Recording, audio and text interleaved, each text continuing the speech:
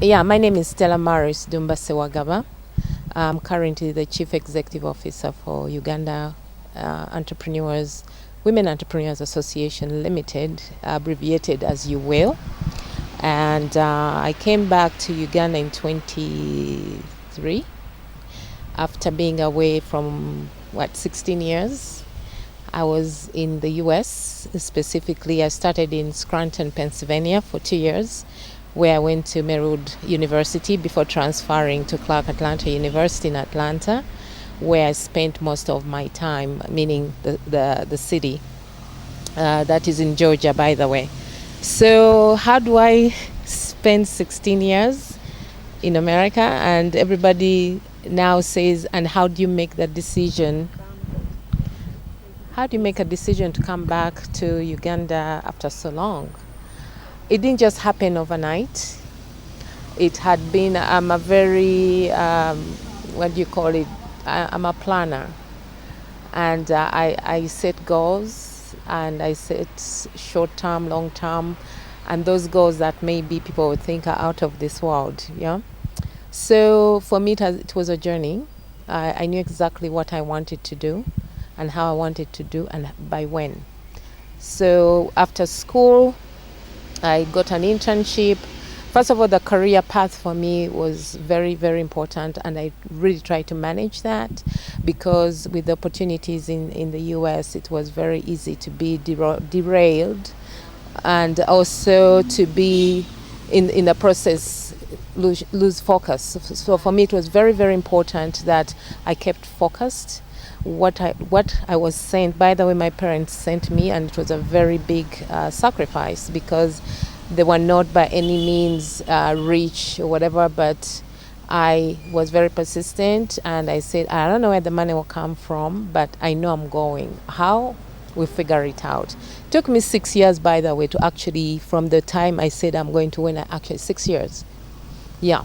And I had my persistence. I built networks. I went to the USIS, it was called that time United States Information Services here in Uganda, and people thought I had lost it. But I knew I would go, and I never understood even up to today why America, because there were other places I could have gone, but I did. And so moving back to the schooling, I went to Clark Atlanta University, then transferred to Clark Atlanta after 2 years, because after 2 years it was very clear to me that I needed to move because my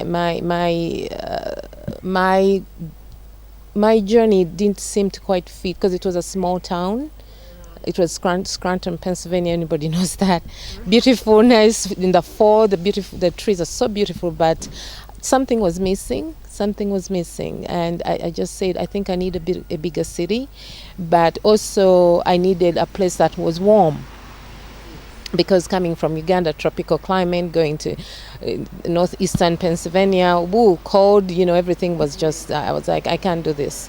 So that was a factor. And then I started doing the research again, like I did prior to getting there. I said, I need a shift. And how do I do it? It has to be planned properly. I need to stay in school. I was studying mass communication, public relations. My first degree is in communications, yeah. So I ended up getting admission at Clark Atlanta University a year before I actually moved. I moved there to finish my 2 years for the undergrad. And it was the best decision I've ever made, because Atlanta was beautiful, big, clean. The sun is out. The winters are there, but nothing to compare with from where I was coming from. And so therefore, the entire stay for me was in Georgia, Atlanta, Georgia. And with my goal setting, I knew from Atlanta it would be Kampala, Uganda. Okay? And it took, yes, and I needed to come back home when I had done my schooling, and I didn't want to go home saying I wish I had done. So I was very, very focused. I did my master's. In 2000, and after that I was working as well. I worked for Bell South Telecommunications. I worked for HP. I worked for Coca-Cola. And so I had this profile that I'd built for myself per my goal setting. And so now this was now the wrap up. And I said, when I finish my master's, and my master's in Master of Science, Technical Communication, Professional and Technical Communication, with a branch into information management. So I felt that I had a lot to offer, both to my country and to myself to get the satisfaction that I can give back to what I have actually achieved at that level. Socially, I think I was exposed, very exposed. I built networks, which to date, with the technology advancement, it seems like it's just a physical presence. I never left. I have friends. I have, the connections are there, and it's incredible. It's incredible with the advent of technology. So do I miss much? Not in a bad way, but no. Look at the beautiful weather today. And when I came back, when I finally got to the point where now I'm leaving, of course, you always have friends and you're like, okay, I'm going home. And people are like, what? You are mad. What are you going to do there? There's nothing there for you. I had built a house. I built a house in Atlanta. And they said, what? You are going to leave your house, whatever. So I quickly recognized that I didn't need negative energy around me because I was very clear of what I wanted to do, and it has been a journey to build up to that point. But sometimes you want to check in with friends, and yes, I listened, but I knew what I wanted. And there are people who are very close to me, one or two, and the confirmation was clear. So tell me about what you would say to somebody thinking of becoming home and becoming an entrepreneur. Again, the onus is on you as a person and what it is that you want to do. Now, entrepreneurship is a big field, and what is it that you want? What is it that you want to do?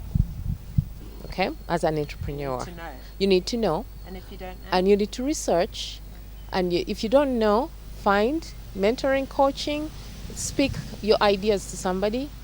Yeah, because sometimes you might think you know what's on the ground and you don't. You might want to come here and do an orchard. Hello, is it possible? So we need to do the research on what. People go and find that? Use people like me. Okay. You can use, there's so many people you can, the Ministry of Trade is there, we have the Uganda Investment Authority, maybe that's for like bigger investors, but sometimes maybe we need to think big. But if it's somebody who wants to come and start a sole proprietor, a small consultancy as an entry point, there's so many resources, the internet, check out, post something on your Facebook, somebody here will know. And then you just lead it in. So that's my recommendation. It's very useful. Mm-hmm. And Stella, can you please comment on what you think the homecoming revolution is? What is your opinion on the homecoming revolutions? I think this is the first. I'm not very familiar with it until at this point when I've met you. And can you use the phrase homecoming revolution? Yeah. The homecoming, I think it has just been long overdue. I think you're 10 years now. Yes. Yeah, but I could have had maybe 16 years ago when I was still trying to come. I think it's a wonderful, wonderful concept.